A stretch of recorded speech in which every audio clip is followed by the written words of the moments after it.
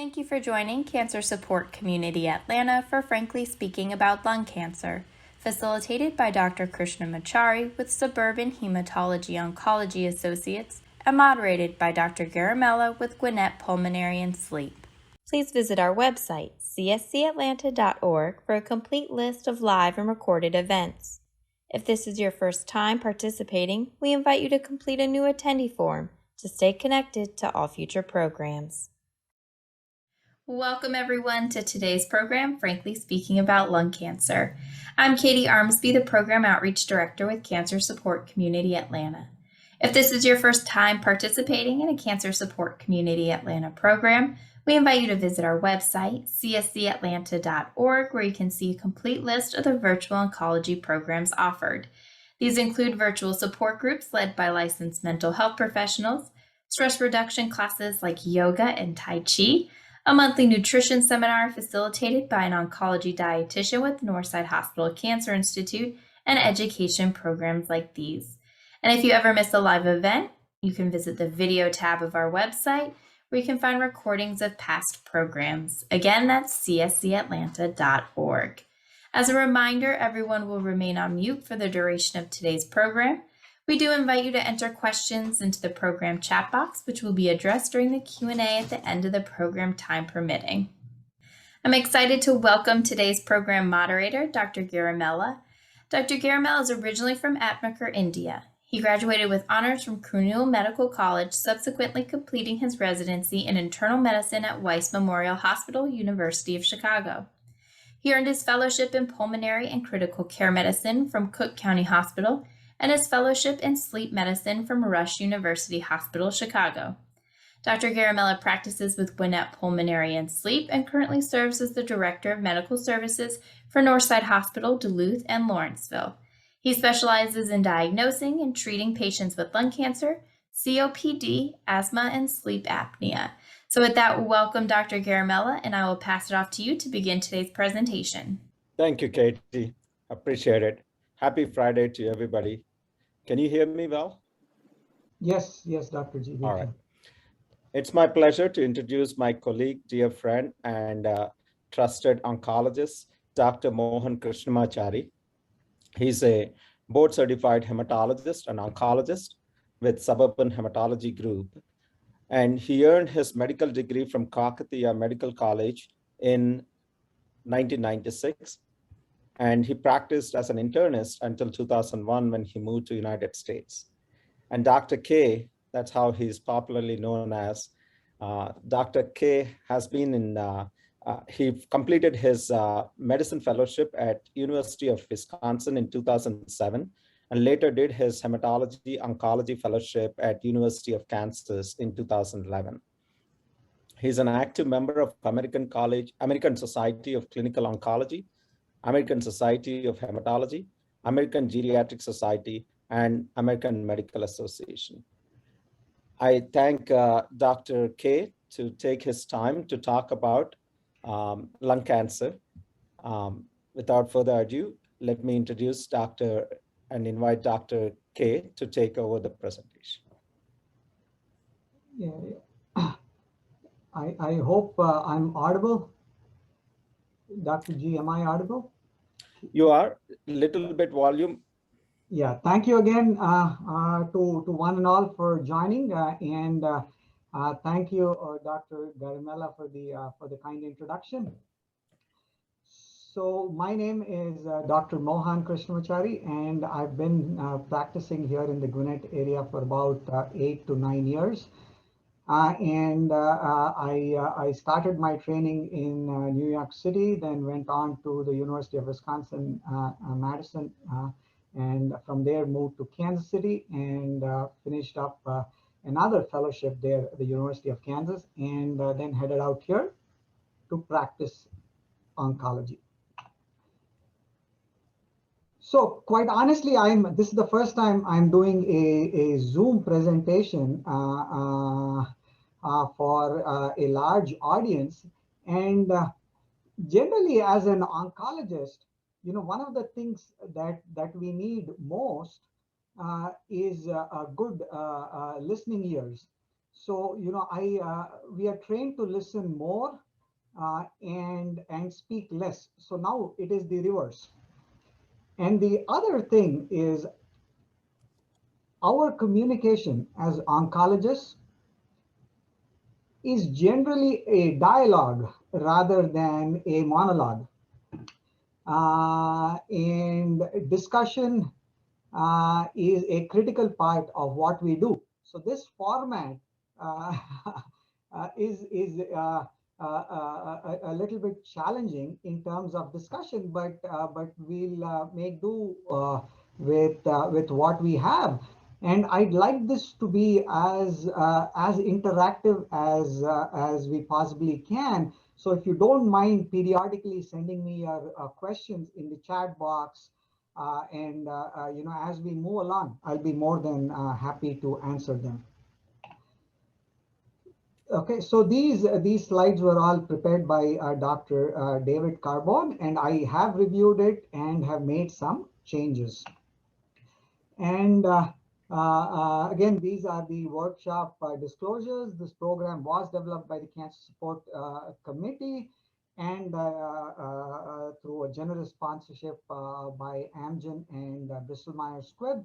And I have absolutely no financial relationships with either of the companies.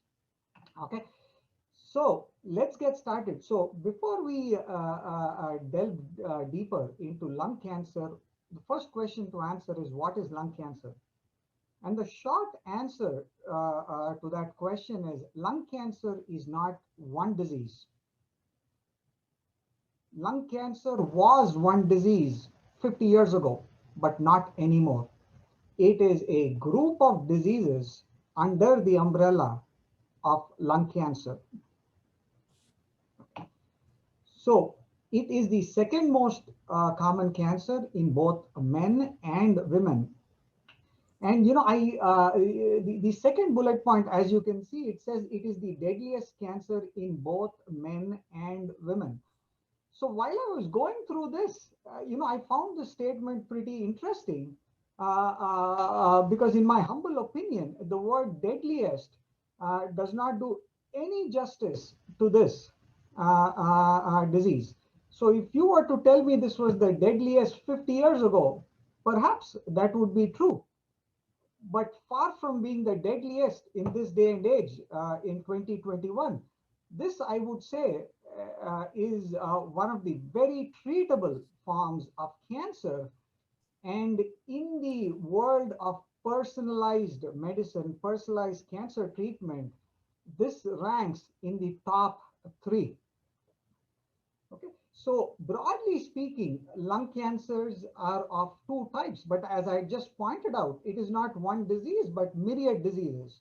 So when they say lung cancer is mainly mainly divided into 2 groups, non-small cell and small cell lung cancer, this was true, I would say, about 20 years ago, but not anymore, because this non-small cell lung cancer has myriad manifestations, each having a particular molecular marker. And for the lack of a better word, I'm going to use genetic marker based on which we can deliver a personalized treatment. Small cell lung cancer, this is one area where we have not moved the needle as much as we have wanted to. We have made some progress, but not as much as we would like to. So non-small cell lung cancer, which I told is a basket of numerous kinds of lung cancers. They are predominantly about 80–85% of lung cancer. And these are the various subtypes: adenocarcinoma, squamous, large cell. I would say let us not pay attention to each of these, because this is the way it was thought of back in the past. But right now, you want to know the genetic trigger, the molecular trigger, which caused this particular kind of cancer, based on which we can come up with personalized treatment. So One quick word about small cell lung cancer, as I mentioned earlier, we moved the needle some, but not as much as we would like to. And in the lung cancer basket, this small cell lung cancer is one of the most aggressive, and this is predominantly seen in smokers. So smoking is very, very closely associated with small cell lung cancer. So much so that you cut down your tobacco use, and the chances that you would get small cell lung cancer drastically goes down. If you're quit for about 15 years or so, there's an 80 to 90% chance that you can decrease the risk of lung cancers per se, and small cell lung cancers even more. Okay, so now that we have spoken a few words about lung cancer, how is it diagnosed? So the way it is diagnosed is when you present to your primary care physician with symptoms. And what are the symptoms? The symptoms are pretty non-specific. It could be cough, it could be weight loss, difficulty breathing, chest pain. So it has myriad ways in which it can present. And sometimes it can be very drastic, and sometimes it can be a very gradual, slow process where you go to a primary care physician because of the nagging cough you've had for 6 to 8 weeks, and then that leads to further investigations and so on. And so, what are the investigations that we do? A simple test would be checking your sputum, checking your saliva, the sputum which you cough up. The other thing would be scans, starting from a chest x-ray all the way to a CAT scans, MRIs, and that in turn will lead to biopsies. And so now you have a tissue, and that tissue can give you a lot of information. So it goes gradual. One is clinical symptoms, then your imaging, and the third part is the tissue biopsy. And all these three steps are critical. Now, one caveat though, when it says where it says tissue sample, do we always need a tissue sample? In other words, can I diagnose you with lung cancer, and can I start you on treatment without having a tissue diagnosis? And the answer to that question is nuanced. And when I say nuanced, the answer could be perhaps yes. And why do I say perhaps yes? Now we have the fourth bullet point here. Now we have something called a liquid biopsy, wherein you come to the clinic here, we check your blood, and using that blood, we can make a diagnosis of lung cancer, and we can be specific and say, this is the type of lung cancer that you have, and this is the treatment that you can get. So that is called liquid biopsy. So that is another way that we use to diagnose lung cancers. It is still not available widely, and it is still not considered what we call standard of care. In other words, only in very difficult situations where I cannot get tissue, I would go with a blood test and make the diagnosis. But in general, you do need tissue to diagnose. Okay, so 4 bullet points in any cancer. Every cancer has a name. Every cancer has a location, every cancer has a stage. Based on the name, location, stage, you come up with the 4th most important point, which is the treatment option. So when you look at the name, I told you there is small cell lung cancer, non-small cell lung cancer, and in the basket of non-small cell lung cancer, there are myriad mutations, myriad molecular markers, each with a different name. In other words, we can call it EGFR positive lung cancer or ROS positive lung cancer. So there is a lot of information that the name can give you. So just saying lung cancer is not a name. You have to be very, very specific. Lung cancer could have been a name 50 years ago, not anymore. Small cell, non-small cell could have been a name 20 years ago, but not anymore. Small cell though, we still continue to call it small cell. That has not changed, but that the big basket of non-small cell is no longer sufficient. You have to be very, very, very, very specific. So that is the name. Then location, is it the right lung, left lung, or has it already spread? So you need to know the location. The third most important point is the treatment. And based on the name, location, treatment, you come up with the fourth most important point, which is the treatment option. So taking small cell lung cancer, even though we give it 4 stages, generally we think of it as limited stage versus extensive stage. Now, remember, as I told you at the beginning of our talk, we have moved the needle somewhat, but not as much as we would like to. So here in small cell lung cancer, we say limited stage or extensive stage.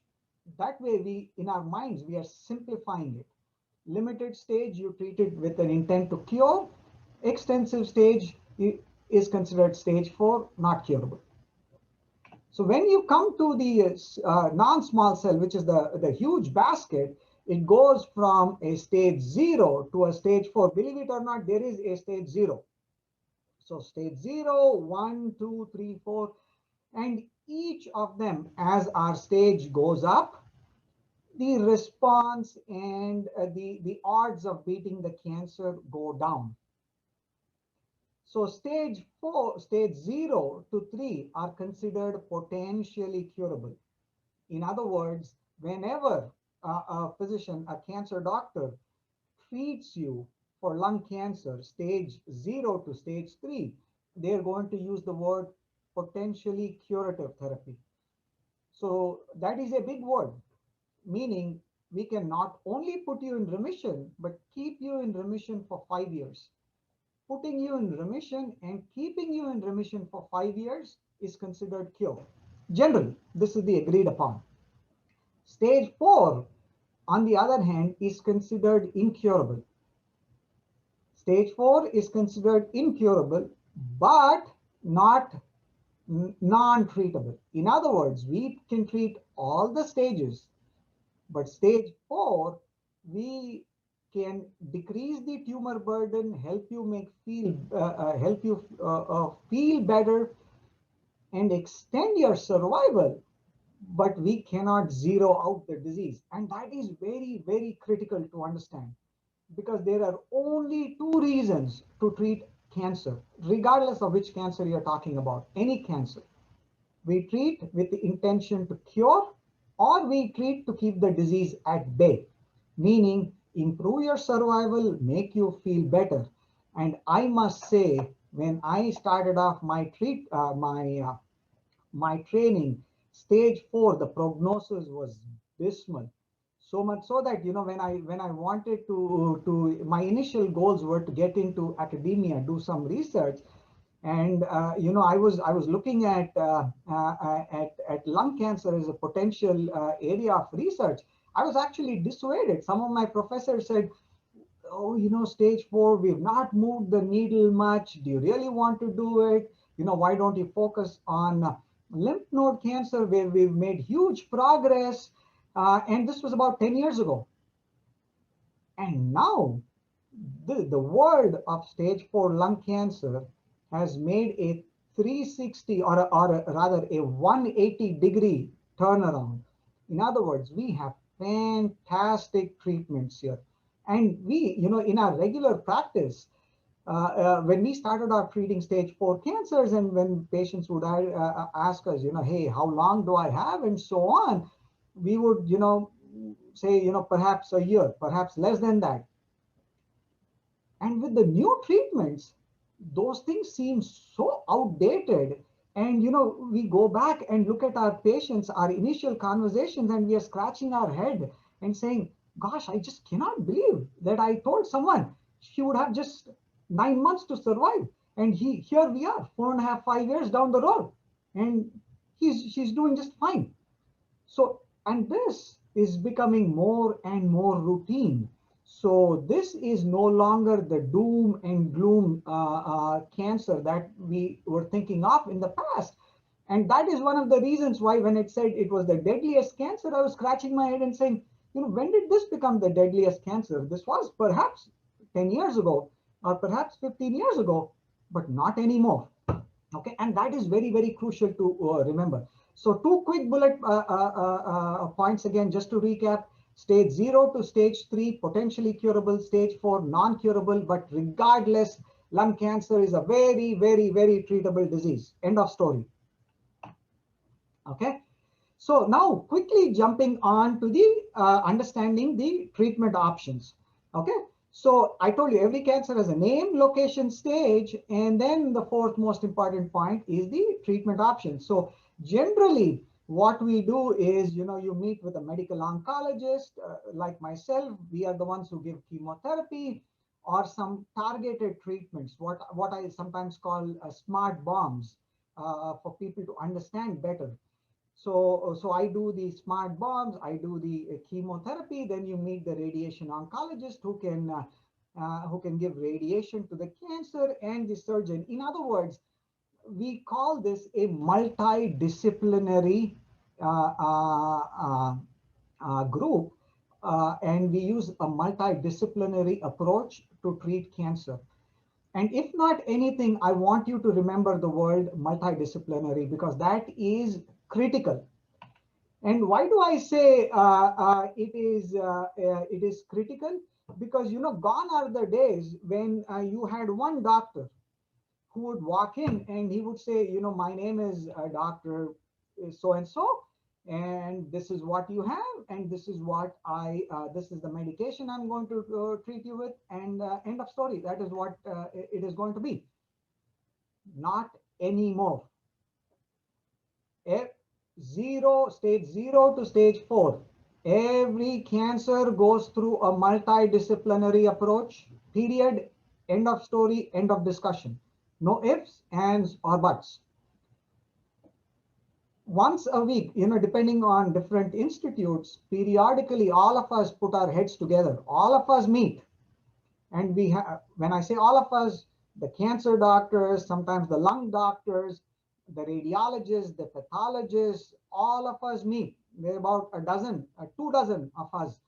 And we put up your scans on big screens, and each of us looks at it and we give our opinions. And generally we try to come up with a consensus opinion. So back in the day, you had Dr. Smith, I'm just pulling out a name, who would come and say, yes, this is the way it is to be treated. But not anymore. All of us put our heads together. All of us try to come up with a consensus approach. And what are the types of treatment that I give? I give chemotherapy, I give the smart bombs, and now we have a huge explosion of immunotherapy, a very, very, very smart way of dealing with cancer. Just think of it.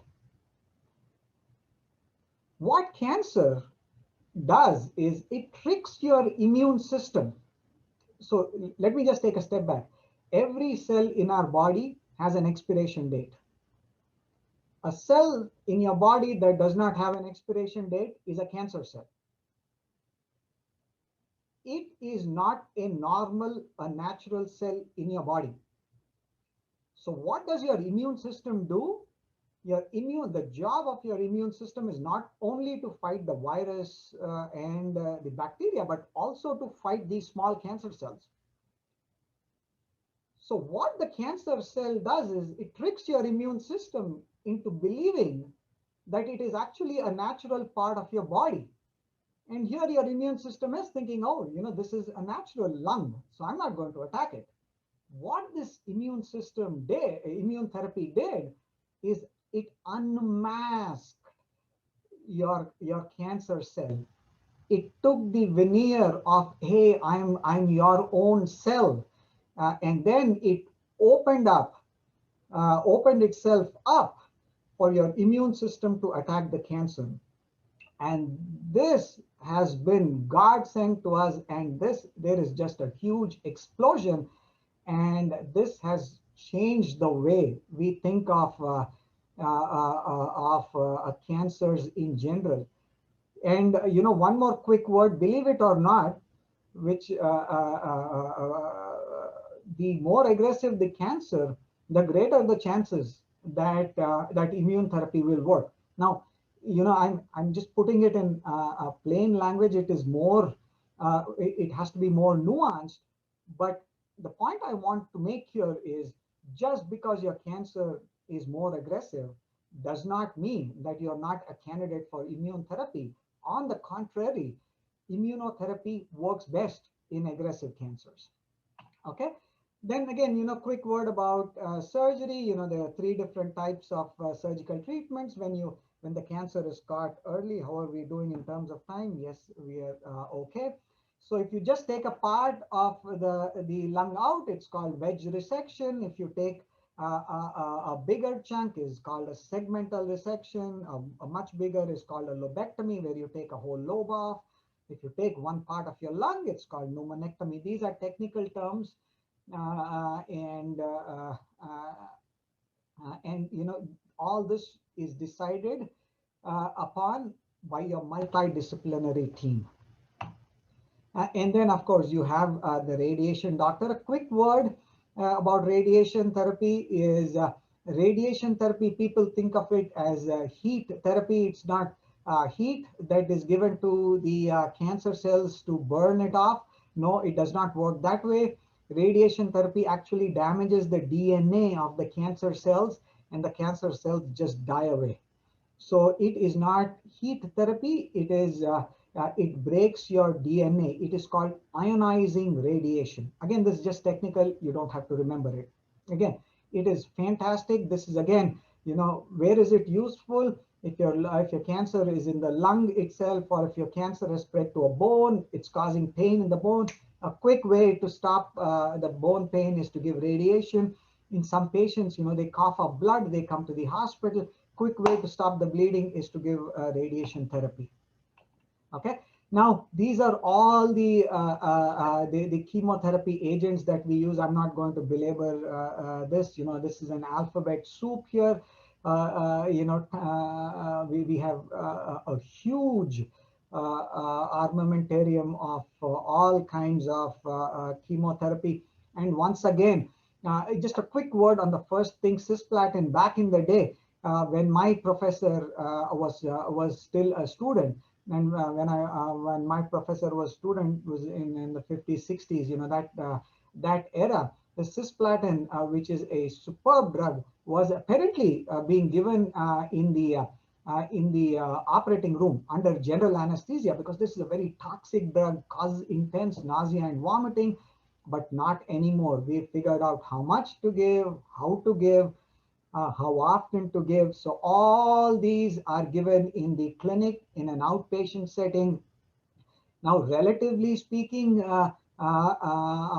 tolerable. Some people can have more side effects, some fewer, but none of the nasty side effects that we were experiencing back in the day when this was in its infancy. And just think of it, being given cisplatin under general anesthesia, right? That is inconceivable in this day and age. And I give all these treatments out in the clinic.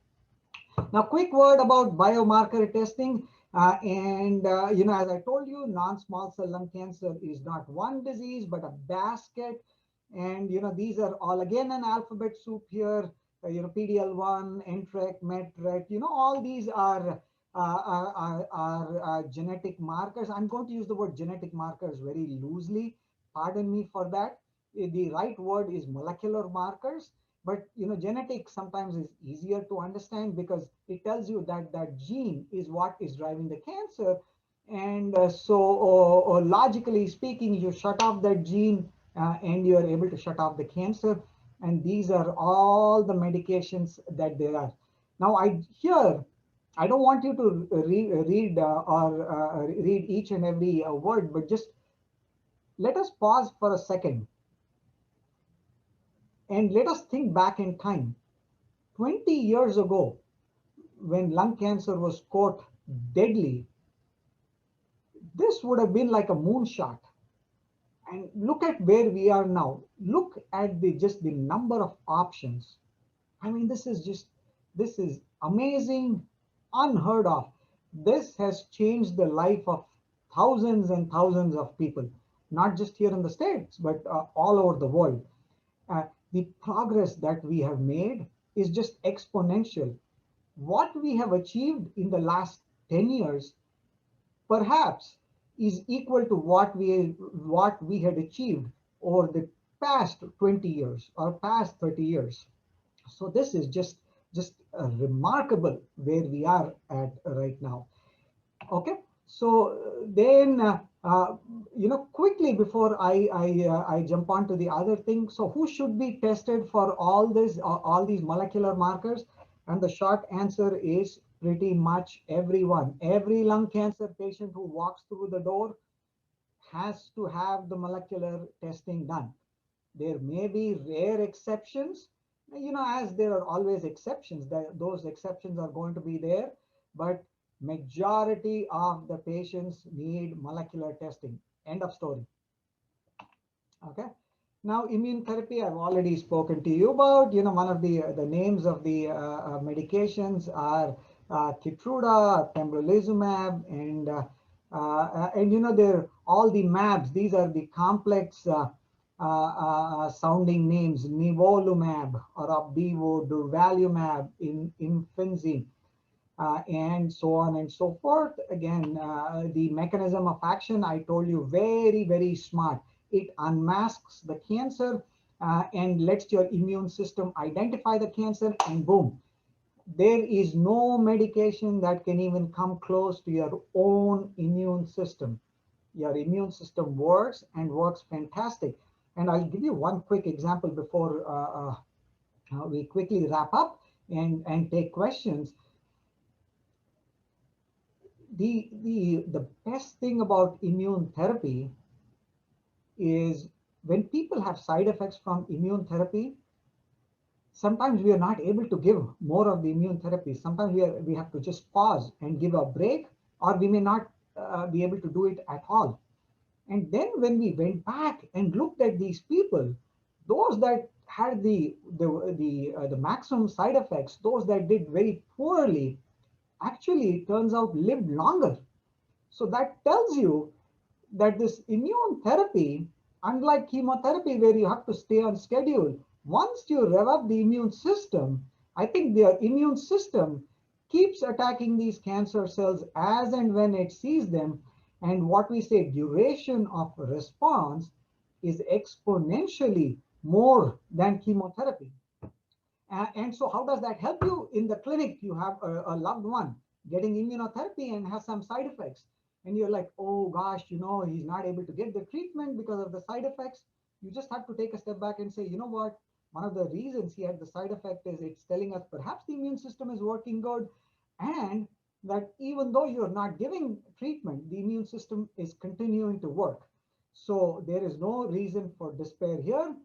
And small cell lung cancer, coming to small cell lung cancer, we have moved the needle somewhat, but not as much as we want to. The best way to get rid of small cell lung cancer is quit smoking, as simple as that. Once again, this is an aggressive cancer, but just as I told you, just because it is aggressive does not mean immunotherapy cannot be given. Immunotherapy is indicated in small cell lung cancer also, although it is indicated in extensive stage or stage 4 disease. Let me see, we've covered all this option. So when you come to the doctor, what do you discuss? I'll try to wrap it up in the next 5 minutes so we can take questions. So this is the most important step. See, once we hear the word cancer, what happens is the anxiety part takes over. And once the anxiety part takes over, our cognition is not the best. And there are numerous things that go on. Hey, what's going to happen to me? What's going to happen to my family, my friends? What do I do? And this is where, as difficult as it is, we need to pause. We need to take a step back and say, you know what? I'm going to meet a licensed professional, a board certified professional, and I'm going to have a discussion with them. And then based on the discussion, I'm going to educate myself. So what happens is generally the reverse. So 90% of my patients, when they come to see me, they already have a degree from the University of Google. So they're surfing the internet. They've spoken to their friends and neighbors. You have good stories, your bad stories, more often bad than good. They're like, oh, chemotherapy was bad. This didn't happen, or oh, I lived forever and ever with this magic treatment, and so on and so forth. Those are the things to avoid. And the thing that needs to be done is talk to a healthcare professional and seek help from friends and family. So my suggestion, when you come to see a doctor, come with an open mind. Do not come with a preconceived notion that this is what you want to do, because if that is the framework that you come with, you're going to be in for some disappointment. So please get a paper and pen, take down notes. And in the COVID world, this is going to be difficult, but as far as possible, get your some of your most trusted people to come in during the initial consultation, because study after study has shown that more than 50% of the first discussion with your oncologist is forgotten by the time you come for your second visit. So one of the ways we as trained oncologists we do, especially I keep repeating the same thing over and over again, adding just a little bit more at each visit. And that way they hear the same thing and one extra point. The third visit, another extra point. So, the first question is, why did I get cancer? I've never smoked. Please understand that lung cancer is not exclusively a disease of smokers. In this day and age, we are seeing a lot more non-smokers than smokers. Why do non-smokers get it? Myriad causes. There's radon exposure, previous exposure to radiation therapy. You may have had it for breast cancer or Hodgkin lymphoma and so on. And some, just bad luck. In colloquial language, it's called bad luck. But, as I showed you those mutations, it's just a chance that those mutations happen and you have the cancer. So why, and then what do you do next? So what you need to ask your doctor is, do I need a tissue diagnosis? What's a liquid biopsy? Are you going to get molecular markers? What are my stages? I told you 4 bullet points: name, location, stage. After the name, location, stage, then comes the treatment options. So these are all the medical parts. Okay. And the one important thing when we talk about medical part is clinical trials. The other word for clinical trials is cutting edge. Do you have any clinical trial, any cutting edge medication which is not available over the counter, off the shelf? Any new medications? So that is where the clinical trial comes in. Always talk to your healthcare provider about clinical trials.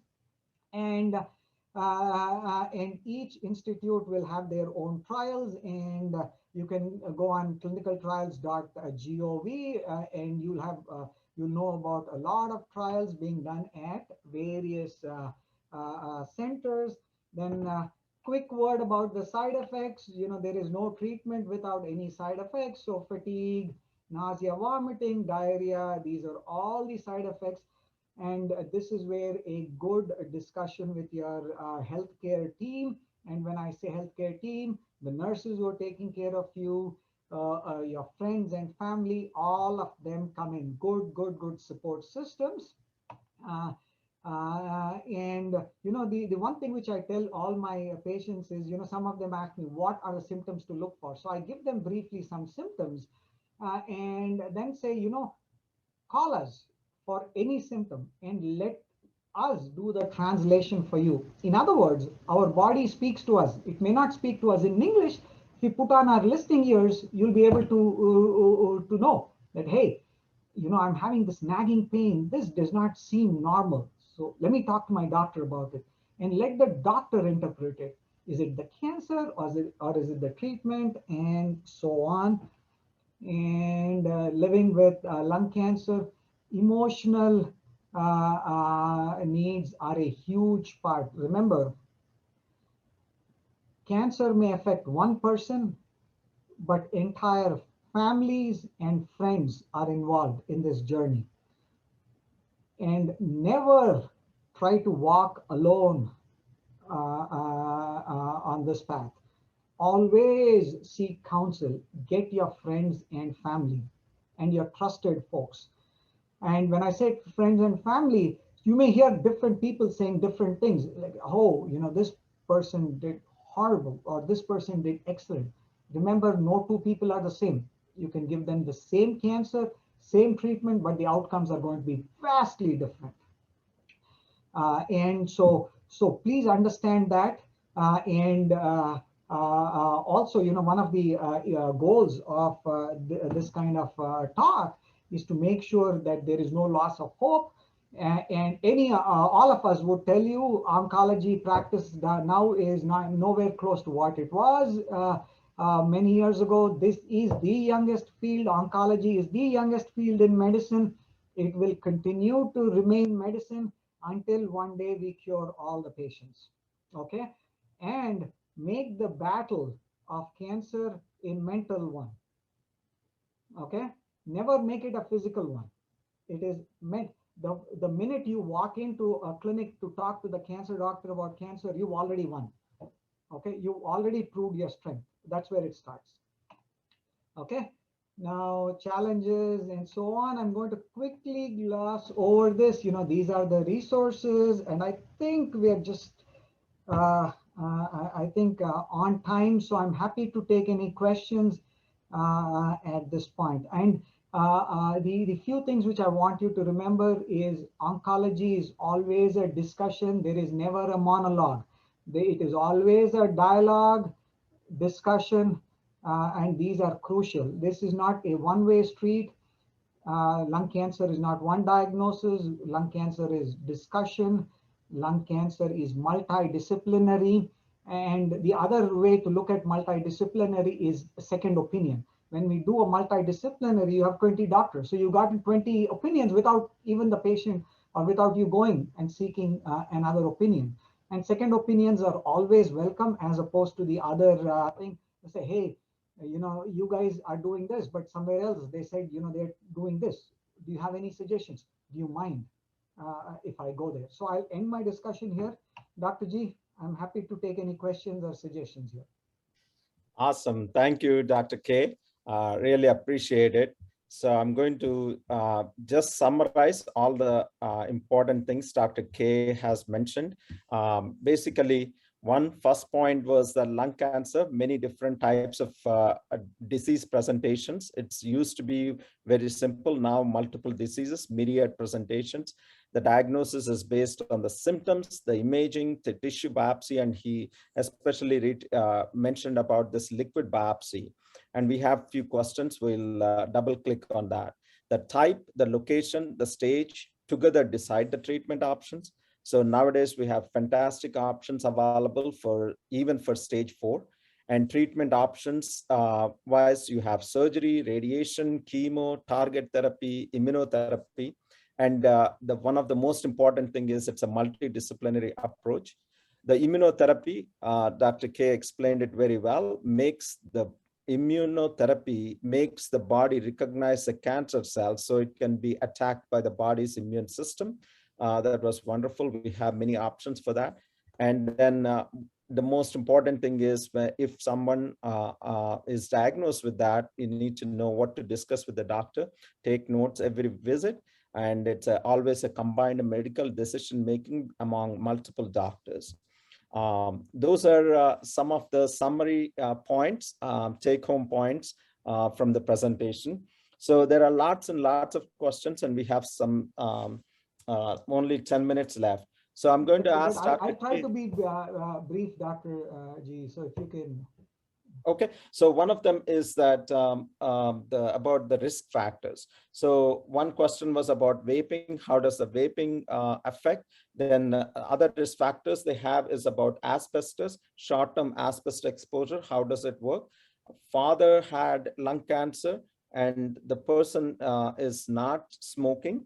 And what is their risk? Is there a genetic transmission? And the fourth one is fourth one in that same risk factor category is the radiation, previous radiation. Okay. So if you can take those four risk yes. factors. So quickly, asbestos, no brainer. The answer is yes. And asbestos causes a unique type of cancer called mesothelioma.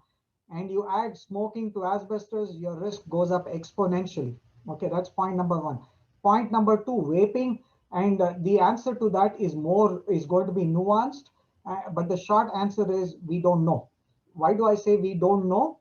And the reason we don't know is some of the ingredients used, like glycerol and glycol, propylene glycol, they break down into carcinogens, but they are in very, very small amounts. So we are not very sure. We need a lot more data before we can be sure, but it may not cause cancer, but it can cause lung damage, which Dr. G knows about much more than I do, cardiovascular side effects. So the short answer to the vaping is we still don't have information yet. We cannot sell vaping as sort of a bridge to prevent lung cancer. That would be inaccurate. FDA has not granted that. We do not think of vaping as something positive. We still think it is harmful. End of story. So asbestos that. Now genetic, is there a genetic bias? The short answer is no.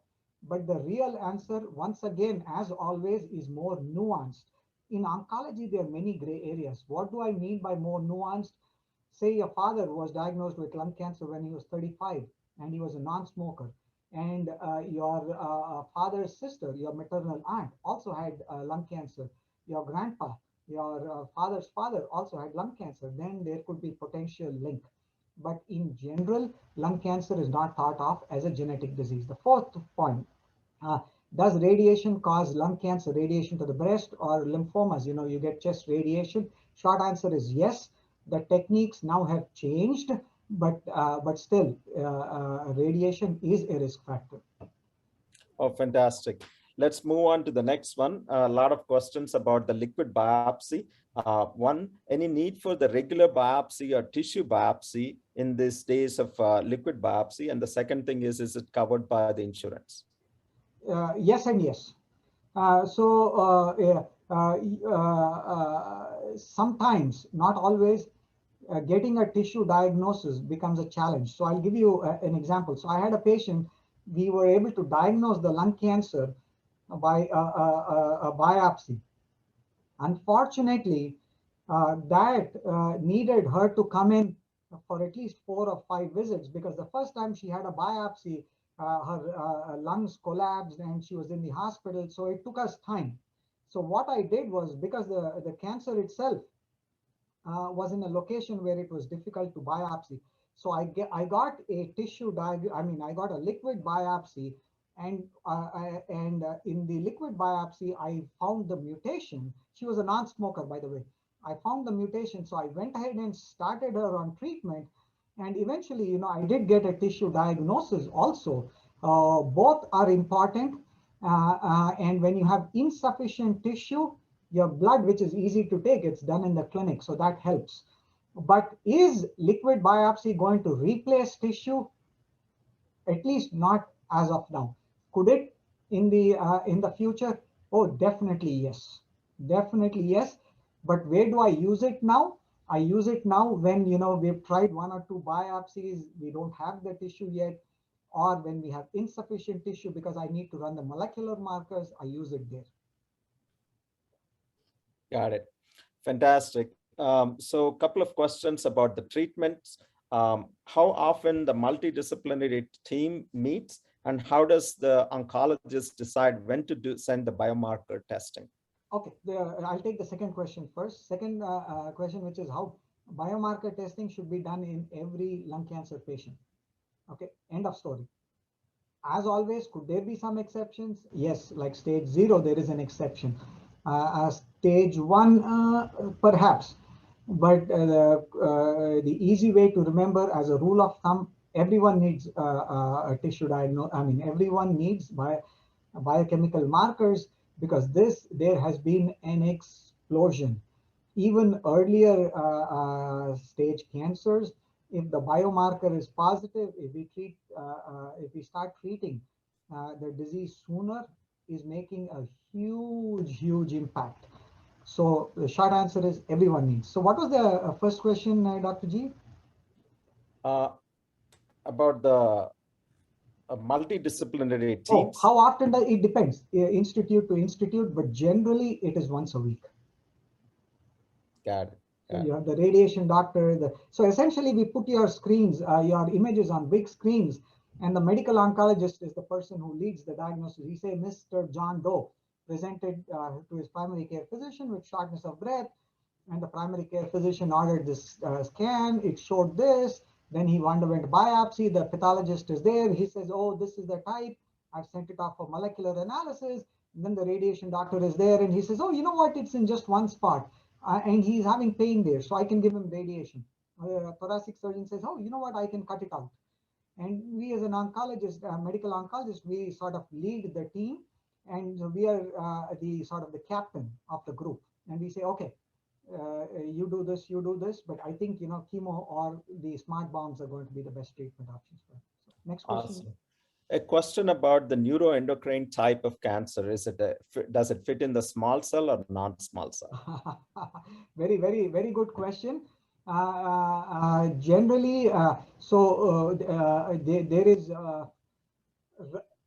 and I'm going to be a little colloquial here in the sense, neuroendocrine, there is a neuroendocrine tumor, there is a neuroendocrine carcinoma. So these are two separate branches. So neuroendocrine carcinoma is considered small cell or generally high grade. Then these neuroendocrine tumors are a separate group. But in the context of lung cancer, neuroendocrine carcinomas are considered small cell lung cancers. Treated as such, they are considered aggressive. And in that, even though there are 4 stages, we think of it as just 2 main stages. One is extensive stage and one is limited stage. And the treatment is slightly tricky because 50% of the time, this would have already spread to your brain, or it will at some point in treatment. So if it has not already spread to your brain, we give something called prophylactic cranial irradiation. We treat the brain. Awesome. Last question about the treatment about, is lung transplant an option? And if there is a surgery done for the lung cancer, is there a robotic option or minimally invasive option? See, again, very good question. So I'll tell you, lung transplant is never a treatment for lung cancer. Okay. Now that's a direct question, direct answer. However, if you have complications arising out of treatment for lung cancer, say you had just limited stage one lung cancer where you had to have a part of your lung taken out, and subsequently you have some breathing issues and things like that, perhaps at that point you could have lung transplant.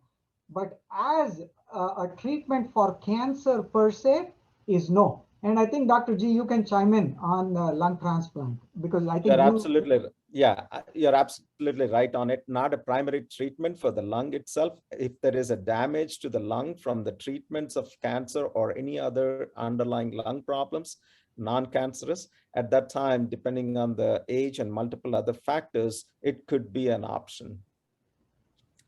One more question, Dr. K. I think we have a couple of minutes.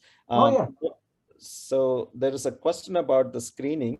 So somebody who has not been smoking for the past 15 years, but they have been getting this low-dose screening CAT scans for the past 12 years. How long screening needs to be continued?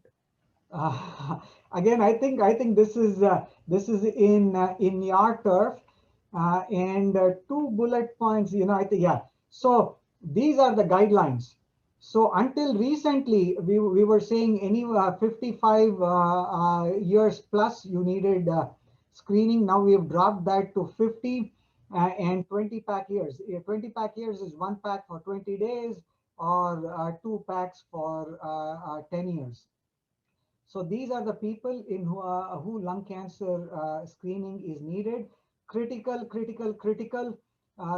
We've all heard of colonoscopies. not much in terms of screening for lung cancer because the word has not gotten out yet. 20%, up to 20% benefit with this. See, the good thing about this low dose CAT scans that they do is not only, when they did these trials, combined, there were two big trials. Together, there were about 75,000 people, huge database. Not only did they notice that people who got lung cancer died, fewer people died who got screened from lung cancer, but there's something called all-cause mortality. In other words, they were able to see some calcium deposition in the heart and things like that. So it not only helped with lung cancer, it helped with the other areas also. This is huge. This is huge. Okay. And the other quick thing, someone asked about the multidisciplinary tumor conference. So we follow what we call NCCN guidelines. Gone are the days where one person would say this is how it has to be treated, and there would be one treatment in New York and another treatment in California. Now it's all standardized. We go by NCCN guidelines. This should be a huge resource for all the patients and their caregivers. If you go to nccn.com, that will give you what the treatment guidelines are. And for physicians and healthcare providers, we go to nccn.org. So, but this is a huge resource. This is a second opinion, so to speak. That's fantastic. I will take the last question on it because it's a sleep question. People who are going through lung cancer treatment, obviously with all the anxiety, stress, and then the treatment related side effects and all that, usually have problem with the sleeping. So are there any techniques to improve the sleep? It's a complex question. So sleep is the fundamental process that helps our body to maintain multiple things that each and every organ does. So the sleep hygiene is important, the sleep regularity is important, and total duration, the quantity of sleep is important, the quality of sleep is important, to the point that lack of sleep or the shift work disease is actually considered by WHO as one of the risk factors for possible cancer as a carcinogen. So sleep is very, very important to prevent and also to get an effective treatment, because that's it supports the immunity and multiple other organ functions in the body. So focus on those four things: the sleep quantity, at least 7 hours; quality, make sure that there's no underlying sleep apnea, periodic leg movements, or other thing that is interrupting with the quality. Then the sleep regularity, same time going to bed and same time waking up and having a continuous sleep. And the fourth one is the sleep hygiene, making sure that there are no screens that are interfering with the sleep, so that the chemicals that need to be produced inside the brain to get a good quality sleep. With that, I think there are no further questions on the chat box. I really appreciate it.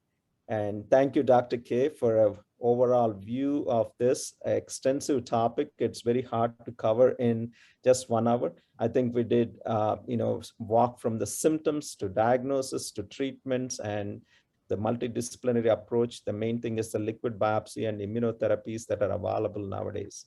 Appreciate thanks again. time. Thanks for one and all for joining. I mean, this is a very vast topic, but this is no longer the doom and gloom cancer. There are myriad options, and just an explosion of treatment options, explosion of data, and our patients are living longer and longer, and they are doing much better. And in my humble opinion, this is just the beginning. We have not even seen the best yet, this is going to be a very busy space. Awesome. Thank you, Dr. K. Let me ask Katie Armsby from Cancer Support Community Atlanta, and thanks to Cancer Support Community. And there's a survey, please encourage everybody to take on. Katie, take over, please. Thank you. Thank you both. That was such a great presentation. Thank you, everybody, for entering so many questions into the chat box. I know there were a lot. I was going to, in wrapping up, remind everyone to please again take the survey that was entered into the chat box. The information you provide really helps us adjust and tailor these slides and this information to best fit your needs.